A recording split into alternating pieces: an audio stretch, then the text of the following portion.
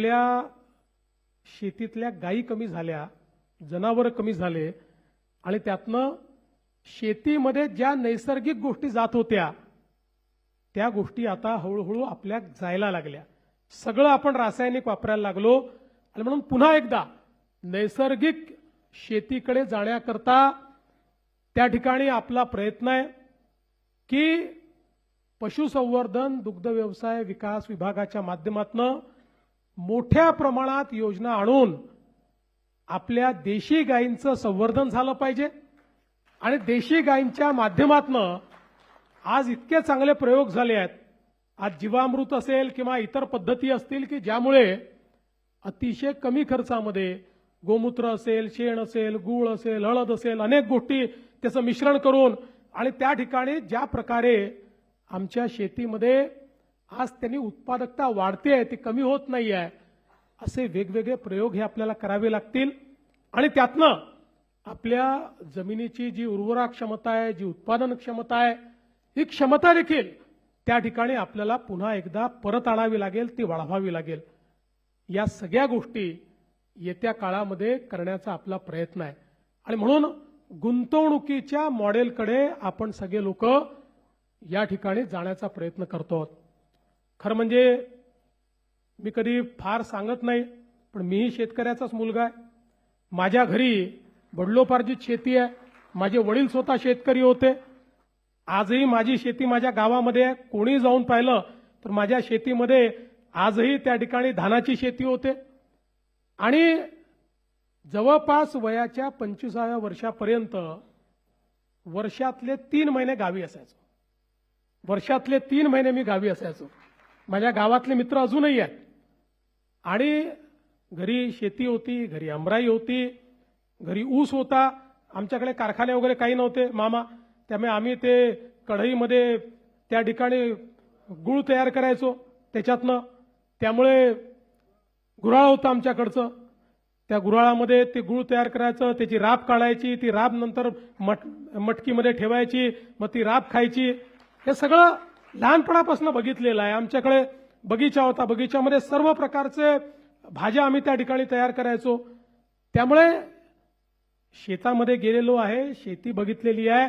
जेव्हा पावसाळा असायचा त्यावेळी आमच्याकडे रोवणी जी व्हायची, तेव्हा भले रोवणे करण्याकरता नाही, रोवणे करण्याच्या बहाण्याने चिखलात खेळायला मिळायचं, म्हणून सगळे भावंड आम्ही त्या चिखलात जाऊन त्या ठिकाणी रोवणी करायचो.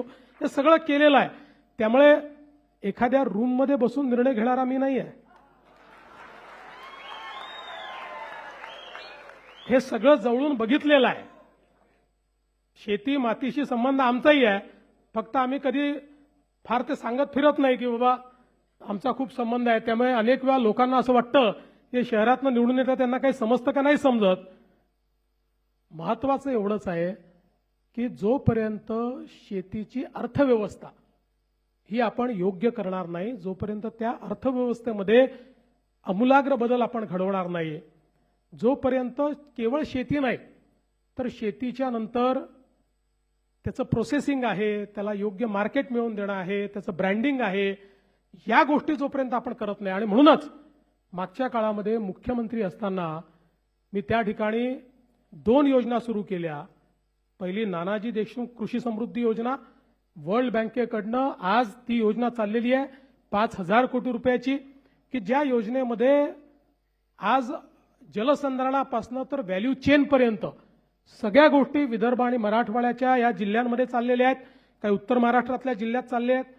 आणि दुसरी आपण जी योजना स्मार्टची आणि मॅग्नेटची केली, की ज्या योजनेमध्ये आपला प्रयत्न आहे 10,000 गावांमध्ये आपली जी प्राथमिक सोसायटी आहे त्या सोसायटीला ॲग्री बिझनेस सोसायटीमध्ये परिवर्तित करायचं, त्याला प्रशिक्षित करायचं. आणि संपूर्ण जी चेन आहे, गोडाऊन असेल, कोल्ड चेन असेल, अशी जी कंप्लीट चेन आपल्याला करावी लागते की ज्याच्यामुळे शेतकऱ्यांना होल्डिंग करता आलं पाहिजे. आज शेतकऱ्यांचा प्रश्न हाच आहे, आपण हमीभाव देतो, हमीभावाने खरेदी पण भरपूर करतो, पण आपल्याला माहिती आहे की जसं कापूस आहे, कापसामध्ये खेळा खरेदी होते, त्या ठिकाणी जाऊन शेतीमध्ये खरेदी होऊन जाते. त्या शेतकऱ्याला लगेच काहीतरी समोरचं पाहिजे असतं, म्हणजे लग्न आहे घरी, काहीतरी सण आहे, त्यामुळे मिळेल त्या भावात तो आलेल्या व्यापाऱ्याला विकून टाकतो आणि मग हमी भावाचा फायदा त्याला मिळत नाही. आणि म्हणून हमी भावाची विक्री होतपर्यंत त्याला ते योग्य ठिकाणी ठेवताही आलं पाहिजे आणि त्याच्यावर त्याला तारणही मिळालं पाहिजे, जेणेकरून त्याला कुठलंही त्यातनं अडचण येणार नाही. अशा प्रकारची व्यवस्था ही आपल्या प्राथमिक सोसायट्यांच्या माध्यमातूनच कशी उभी करता येईल याचं काम आज आपण जवळपास 10,000 गावांमध्ये करतो आणि पुढेही आपल्याला हे काम जवळजवळ सगळ्या गावांमध्ये करायचं आहे. ही सगळी अर्थव्यवस्था बदलण्याचं काम हे आपल्याला निश्चितपणे या ठिकाणी करायचं आहे. आणि मला विश्वास आहे की आज जरी आपला शेतकरी अडचणीत आहे आणि मला हे दिसतंय की आपण जर फोकस काम केलं तर आज शेतकऱ्याला मदत करावी लागते. फोकस पद्धतीने काम केलं तर आजपासून 5, 7, 10 वर्षानंतर शेतकरी तुमच्या दारात येणार नाही, शेतकऱ्याला तुम्हाला मदत करावी लागणार नाही. आज आमचा फोकस हा शेतीसोबत इतक्या मोठ्या प्रमाणात उद्योगावर आहे. हा का आमचा उद्योगावर आहे? याचं कारण असं आहे की एकीकडे हळूहळू शेती क्षेत्रातला रोजगार कमी होणार आहे. तो याकरता कमी होणार आहे की पूर्वी असं होतं, शेत मोठं होतं, 4 मुलं हो का 6 मुलं हो सगळे शेतीवर जायचे. आता ती परिस्थिती नाही आहे आणि हळूहळू शेतमजुरांची संख्याही थोडी कमी व्हायला लागली आहे. त्यामुळे हळूहळू आपण यांत्रिकीकरणाकडे येणार आहोत आणि म्हणून गावातल्या मुलांना केवळ शेती आणि शेतीतलं म्हणजे जी शेती 2 भाऊ करू शकतात ती 4 भाऊ करतायत.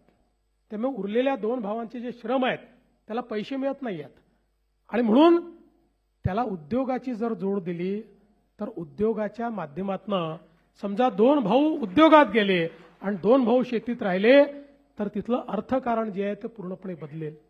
आणि दुसरा प्रयत्न आहे, जवळपास कुठले 8 ते 10 वर्ष शेती क्षेत्रामध्ये पैसा टाकावा लागणार आहे. पैसा येईल कुठनं? राज्यामध्ये जर आपण आज या स्मार्ट सिटी तयार करतो, आपण नवीन मुंबई 3 करतो, मुंबई 4 करतो, इन्फ्रास्ट्रक्चर तयार करतो, उद्योगाकरता वेगवेगळ्या प्रकारचे मार्ग तयार करतो, याचं कारण हे सगळं केल्यामुळे राज्याच्या तिजोरीत पैसे येतात. तिजोरीतच पैसे आले नाही तर टाकणार कुठं नाही. आज ज्यावेळेस शेतकऱ्यांना 40,000 कोटी रुपयाची कर्जमाफी आपल्याला द्यावी लागते, त्यावेळी लक्षात घ्या, एक रस्ता बनवायचा असेल तर बँक आम्हाला कर्ज देते, पण शेतकऱ्याच्या कर्जमाफी करता आम्हाला कर्ज मिळत नाही. ते आपल्याला 4 खर्च कमी करावे लागतात आणि राज्याच्या बजेटमधनं ते द्यावे लागतात. आणि म्हणून राज्याचं बजेट जर मोठं झालं नाही, राज्याच्या तिजोरीत पैसे आले नाही तर शेतकऱ्याचं कल्याण करणार कसं? आणि म्हणून आपला प्रयत्न आहे की एकीकडे शेती क्षेत्रातली गुंतवणूक वाढवायची आणि दुसरीकडे उद्योगाचं क्षेत्र आणि सेवा क्षेत्र या 2 क्षेत्रांमध्ये मोठ्या प्रमाणात गुंतवणूक आणायची. ती गुंतवणूक आणली की त्यातनं टॅक्सच्या रूपानं पैसा तिजोरीत येतो. आलेला पैसा शेतीच्या क्षेत्रामध्ये जर आपण लावू शकलो तर 8 ते 10 वर्षामध्ये हे क्षेत्र पूर्णपणे आपल्या पायावर उभं होईल आणि त्यानंतर या क्षेत्रात पैसा लावण्याची आवश्यकता असणार नाही. हेच क्षेत्र तुम्हाला पैसा देईल. अशा पद्धतीचं हे क्षेत्र आपल्याला उभं करायचं आहे. आणि म्हणून आज ज्या वेगवेगळ्या उपाययोजना आपण करतोय त्याच्यामध्ये सगळ्यात महत्वाची आपली उपाययोजना आहे ती आपला नदी जोड प्रकल्प. या महाराष्ट्रातला 52% भाग हा अवर्षण प्रवण आहे.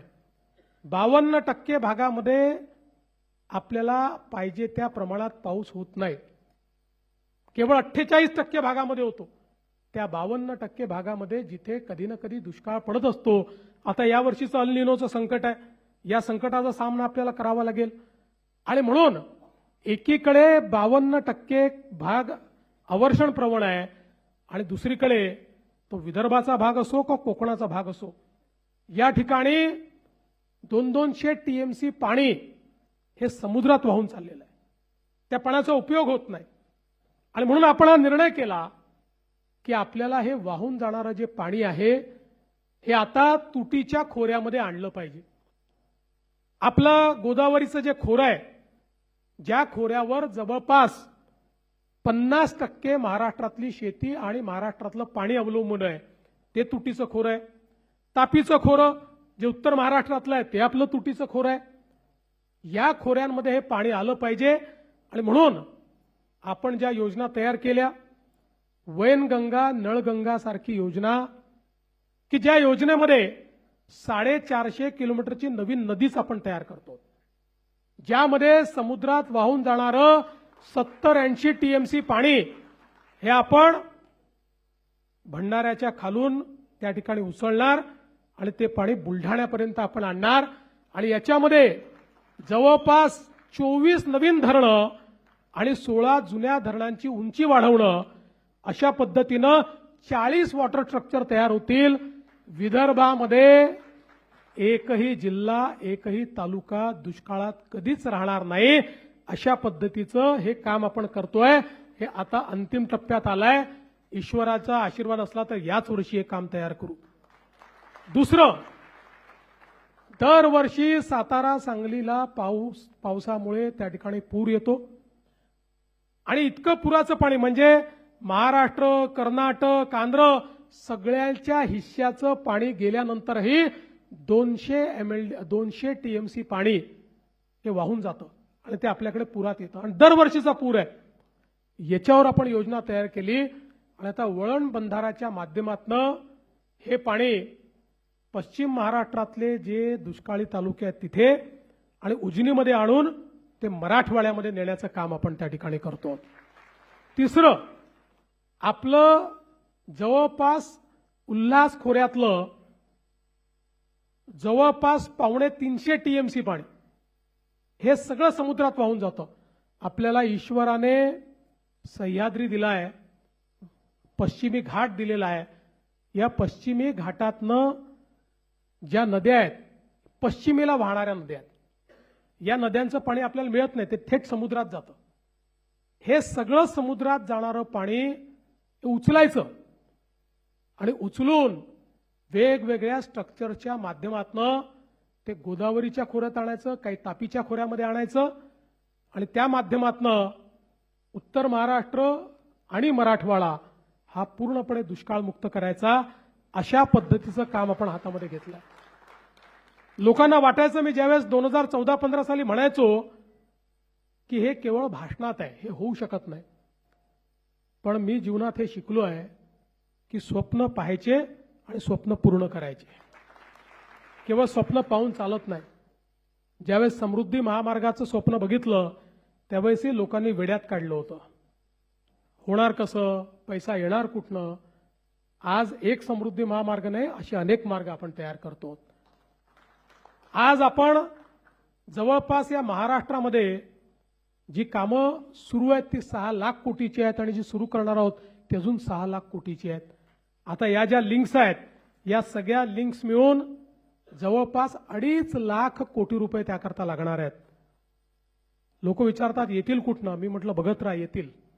हे शेतकऱ्यांचं काम आहे, पैसा येईल आणि यावर्षी या सगळ्या लिंक्स हळूहळू करून आम्ही सुरू करू आणि एकदा या लिंक जर झाल्या तर महाराष्ट्रामध्ये कुठलाही भाग हा आपल्याला दुष्काळी दिसणार नाही. आपल्या पिढीने दुष्काळ बघितला, पुढची पिढी दुष्काळ पाहणार नाही. अशा पद्धतीनं महाराष्ट्राचं कार्य हे आपण हातामध्ये घेतलं आहे. आणि म्हणून बंधू भगिनींनो, खरं म्हणजे सांगण्यासारख्या गोष्टी खूप आहेत, पण आपल्याला एवढंच सांगू इच्छितो की या क्षेत्राकडे आम्ही केवळ शॉर्ट टर्म म्हणून उद्याचा विचार या पद्धतीने पाहत नाही, तर गेल्या 10 वर्षामध्ये जितके वर्ष मला संधी मिळाली त्या संधीमध्ये लॉंग टर्मचा विचार, भविष्यातला विचार हा डोळ्यासमोर ठेवून या क्षेत्रातलं परिवर्तन करण्याचा प्रयत्न आपला आहे. टीका करणारे टीका करतात. तुम्हाला तर माहिती आहे सगळ्यात जास्त टीका सहन करण्याची क्षमता माझ्यामध्ये आहे. माझ्या एवढी टीका तर कोणीच सहन केली नाही. पण मी नेहमी एक गोष्ट सांगतो, टीका करणाऱ्याला कोणी लक्षात ठेवत नाही, जो कर्तृत्व करतो त्यालाच लोक लक्षात ठेवतात. आपण केलेली जी कामं आहेत ही कामच इतिहासामध्ये जिवंत राहतात. व्यक्ती जिवंत राहत नाही आणि टीका करणारा तो वर्षभरापेक्षा जास्त त्याला कोणी लक्षात ठेवत नाही. आणि म्हणून या सगळ्या कामांच्या माध्यमातून महाराष्ट्रातलं कृषी क्षेत्र बदललं, शेतकऱ्यांचं जीवन बदललं, अशा प्रकारचा आपला प्रयत्न आहे. आणि आज त्याच निमित्ताने या सगळ्या गोष्टी आपल्यापर्यंत पोहोचवता यावा हा माझा स्वार्थ होता. आणि म्हणूनच आपण जो सत्कार घेतला त्या सत्कारामुळे मला देखील हे सगळं बोलण्याची, हा संवाद करण्याची संधी या ठिकाणी प्राप्त झाली. मी आपल्या सर्वांचे अतिशय मनापासून आभार मानतो आणि पुढेही आपण अशाच प्रकारे काम करत राहू हा विश्वास देऊन मी माझे 2 शब्द संपवतो. धन्यवाद. जय हिंद, जय महाराष्ट्र.